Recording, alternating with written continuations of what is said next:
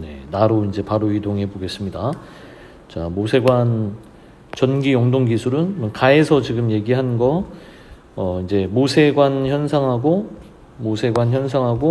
전기 영동 현상을 같이 이제 합치는 거. 주통 지문이니까 이제 좀 별개이긴 한데 요게 두 개가 이제 결합된 기술을 설명하는 부분인 것 같아요. 자, 모세관 현상을 응용했고 단백질을 정교하게 분리하는 기술이다. 단백질을 분리하는 건 요게 기능이고, 그렇죠? 이 기술의 어떤 그 목적이기도 하고, 그 다음에 요거는 이제 뭐 방법이겠죠. 어떤 식으로 기술이 적용되느냐. 단백질 입자 분리 장치는 이른바 U자를 뒤집어 놓은 모양의 모세관 양 끝을 각각 완충 용액이 채워져 있는 두 개의 통에 담가둔 형태를 띈다.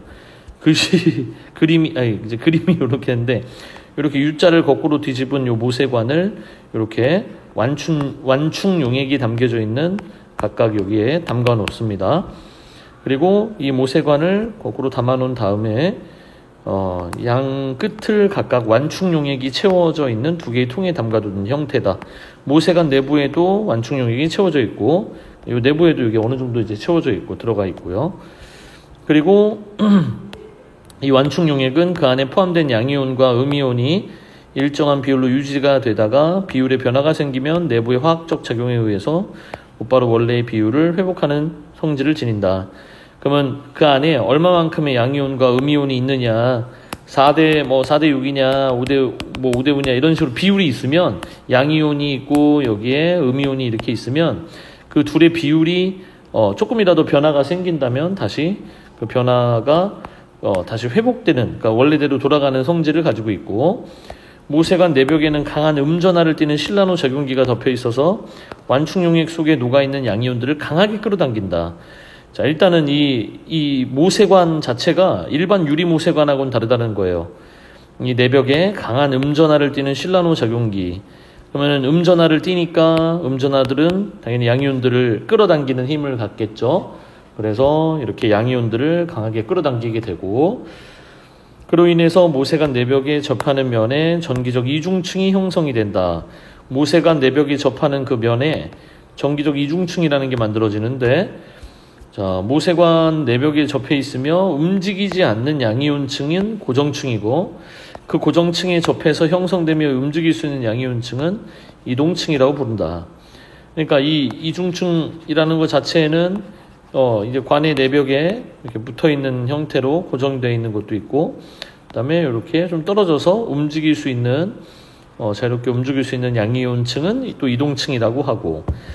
자, 근데 이 전기적 이중층에 속한 양이온들은 완충 용액에서 차지하는 비율에서 사실상 배제되기 때문에 이 양이온들이 그대로 거기에 남아있다, 그 비율에서 배제가 됐다는 건 그 비율로 치지 않는다는 거잖아요. 그렇죠? 그래서 전기적 이중층이 형성되는 과정에서 완충 용액의 양이온 비율이 일시적으로는 낮아지지만 이내 원래의 비율을 회복하더라. 양이온층이 이제 움직이지 않는 것과 움직인다는 게 있다는 게 이제 나뉜다는 게 여기서 핵심이겠죠. 자, 이렇게 만들어진 장치에서 단백질 입자들의 혼합물을 모세관 내부에 주입을 하게 되면, 자, 우리 목적은 뭐랬죠? 이 단백질 입자들이 분리가 되겠죠. 그쵸? 이 단백질 입자들을 나눠야 되는 거예요. 그쵸? 자, 주입하는 모세관 한쪽 끝에 양극과 반대쪽에 음극을 둬서 전기를 통하게 했어요. 자, 모세관 내부에서는 두 종류의 흐름이 형성된다. 이게 핵심이고요. 얘는 빨간색으로 덧칠을 해볼게요. 두 종류의 흐름이 형성이 된다. 자, 그럼 어떤 거냐? 밑에 보면 첫 번째 우리가 앞에서 배웠던 전기 영동 현상이에요. 그쵸? 자, 어떤 거죠? 단백질 입자들이 이제 이동하는 전기 영동의 흐름이라서 이제 우리가 흔히 말하는 자신이 지닌 전하와 양전하면 음극, 음전하면 양극으로 이렇게 반대쪽 전극으로 이동하는 현상, 그거를 이제 전기 영동 현상이라고 했죠. 그쵸? 자, 그래서 이 흐름에서 단백질 입자의 이동 속력, 단백질 입자가 얼마만큼 이동하고 있는, 그러니까 속력을 따지는 거니까 그때 속력을 구하려면 전기 연동 속력이라고 하면 되고, 자, 일단 전기장의 세기와 그다음에 단백질의 입자, 이것이 지닌 전하량. 그러니까 이제 두 개인데 비례라고 했으니까 이 단백질 입자들이 전기가 형성이 됐을 때 이동을 하게 된다면 그 이동하는 속력은 전기장의 세기와 비례. 그다음에 단백질 입자가 얼마만큼의 전하량을 가지고 있냐에 또 비례. 반대로 반비례도 있어요. 완충 용액의 점성이 크면 클수록 느려지고, 단백질 입자의 직경에 반비례했으니까 직경은 이제 크기겠죠. 그 크기가 또 커질수록 이제 반비례, 속력이 느려진다. 자, 또 다른 흐름인 전기삼투 흐름. 그러니까 두 가지가 있다 그랬잖아요. 그렇죠? 쌤이 그러면 또 한 번 표시를 해볼게요. 이른바 전기삼투 흐름이 이제 마지막으로 있다. 두 종류의 흐름 중에 하나는 전기영동 현상에 따른 전기영동의 흐름. 여기다 원래 걷어야 되는데, 그치? 전기영동의 흐름이고, 얘는 지울게요. 좀 헷갈릴 수 있으니까. 전기영동 현상이 있어야지만 이제 가능한 거 맞는데, 전기영동의 형성에 따라 단백질을 이렇게 이어가는 거라 칠게요. 자, 이 두 가지 흐름 속에서 이 중에 전기삼투 흐름은 이동층의 양이온들이, 그러니까 원래 이동하는 애들이죠. 모세관의 음극 쪽 방향으로 층을 유지한 채 이동하는 것에 기인한다. 어차피 양이온들이니까 음극 쪽으로 가겠죠, 그렇죠? 자, 그것을 가지고 설명할 수 있는 흐름인데, 이 이동층은 완충 용액의 음이온들을, 그러니까 이제 음극으로 이동하면서 강하게 끌어당긴대요. 그러니까 이제 자기가 혼자 이제 자기 그 양이온들만 음극 쪽으로 가긴 가는데, 가면서 이 밑에 완충 용액에도 음이온들이 있잖아요, 그렇죠? 그 음이온들을 끌어당기는 이제 힘을 발휘해서 같은 방향으로 이동시킨다. 그러면 이제 같은 방향이란 게 어디로 간다고 그랬죠?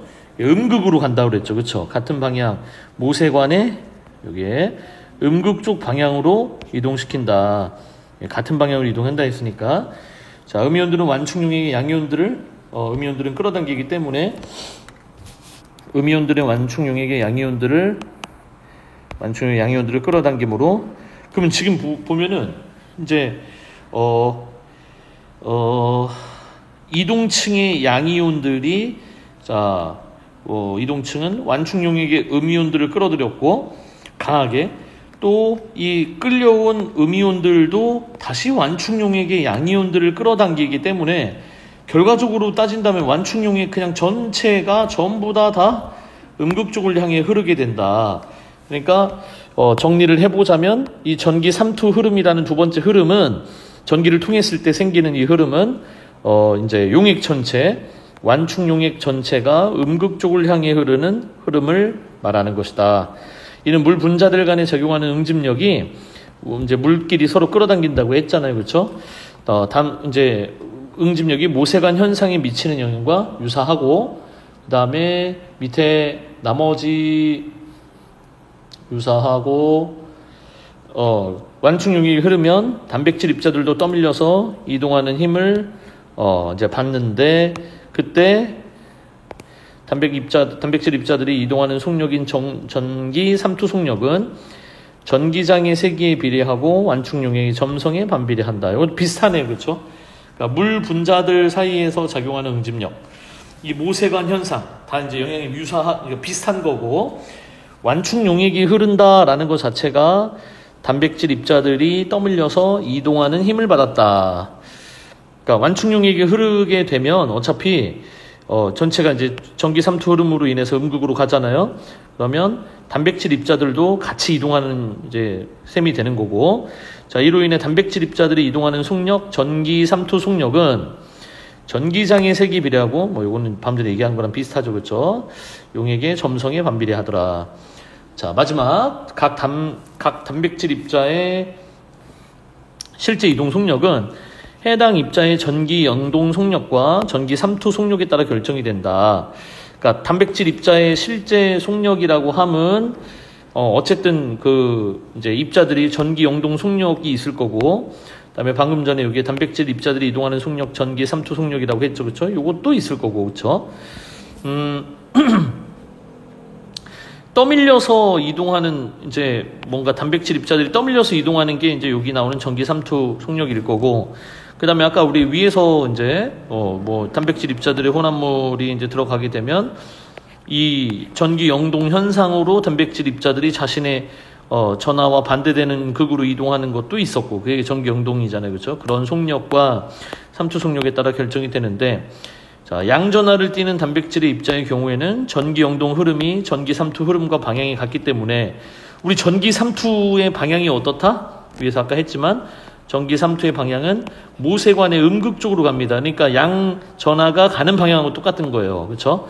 양전하를 띠는 단백질 입자의 경우에는 전기 영동의 흐름이 전기 3투의 흐름과 방향이 같기 때문에 이 둘을 합한 값이 실제 이동 속력이고, 자, 반대의 음전하를 띠는 단백질 입자의 경우에는 전기 영동의 흐름은 이제 플러스 극으로 가야 되겠죠. 그렇죠? 음전하니까. 하지만 이제 흐름의 방향이 양극적이고, 그다음에 따라서 실제 이동 방향은 음전하를 띠는 단백질 경우는 전기 영동의 흐름의 방향이 양극적이다. 음전하를 띠는 거 자체는 아까 우리 위에서 하나 더 있었는데, 아까 음전하를 띠는 거, 여기 안 있었나? 어쨌든 음전하니까 양극적으로 가는 건 맞거든요. 일단 음전하 얘기한 적 없었죠. 음전하.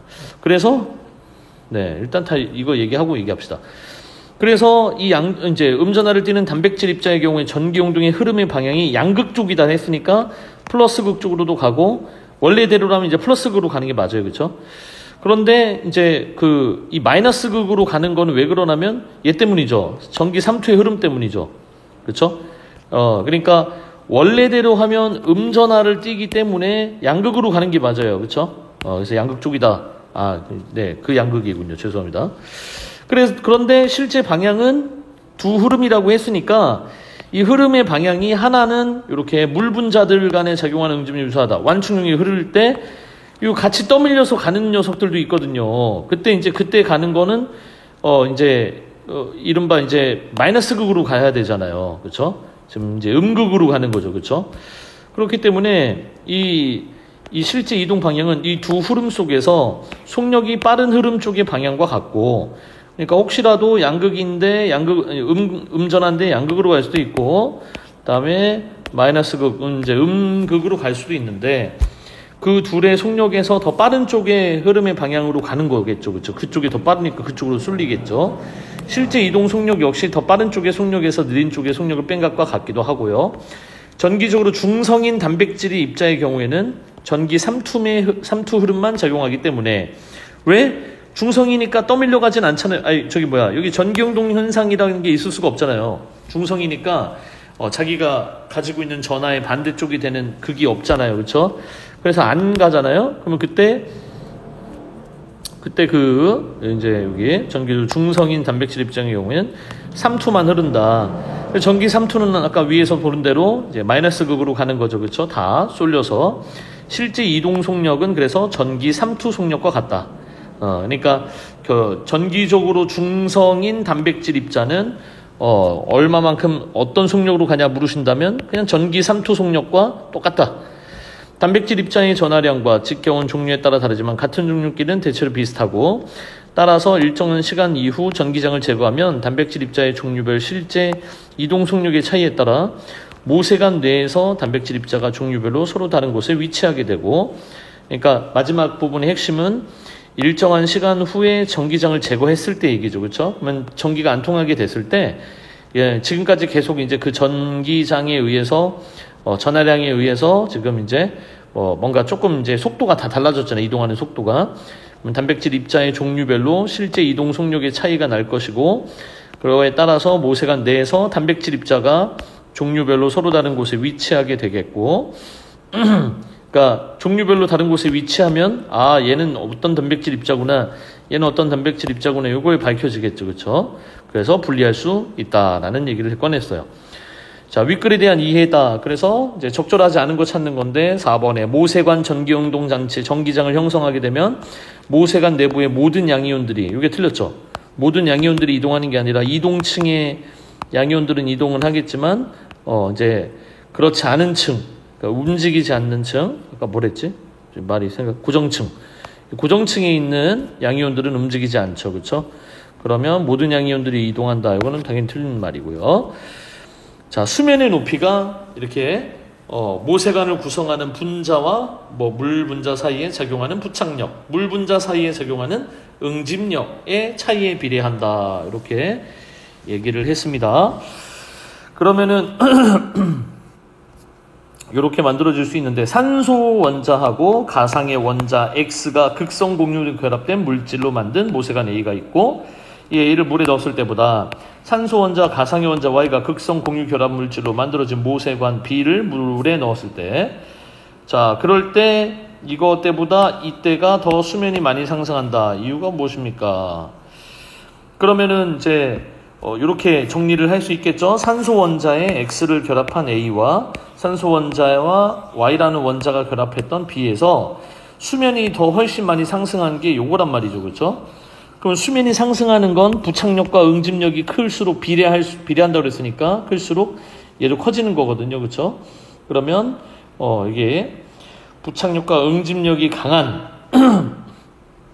그런 강한 산소 원자와 이제 결합한 Y는 이거보다 떨어지는 약한, 맞지? 이 B가 더 높고 A가 좀 떨어지잖아요. 그렇죠? 그러면 그런 부착력과 응집력을 이렇게 갖추면 되는데, 요게 더 훨씬 크니까 이 둘의 차이가 훨씬 큰 거죠. 그렇죠? 얘네들은 이거보다 부착력과 응집력이 낮을 거고, 그렇죠? 이건 확실한 거고요. 그다음에 자리를 보니까 지금 얘랑 결합해서 이런 삶을 살게 됐다.